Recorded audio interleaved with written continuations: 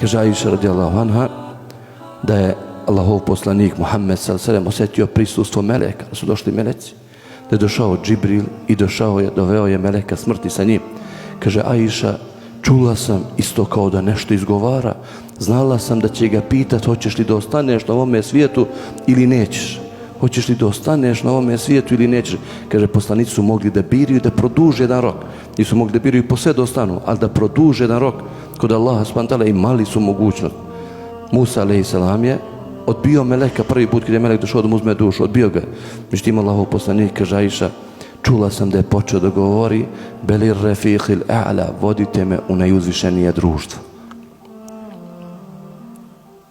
Nije htio da odbije Allahov poslanik meleka i kaže Aisha, ko je podigao ruku i prst svoj prema nebesima, gledala sam, ispusti, kaže, pademo ruka i oteža na moje prsa. Jer ona ga je držala u krilu, Aisha radijallahu anha. Kaže, pade, osjeti se na težina na moje prsa, znala sam da je ispustio dušu. Znala sam da je Allahov poslanik ispustio dušu. Izašla sam iz sobe i počela da dozivam ljudi, preseli Allahov poslanik. Počeše ljudi na vrata, ko će prvi da uđe? Gdje je Ebu Bekr? Ebu Bekr otišao se odmori, kaže, danima tu.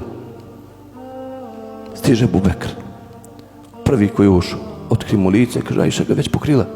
Otkri mu lice, kaže, o Allahov poslaniče, lijep si bio i živ, a lijep si Allaha mi i mrtav.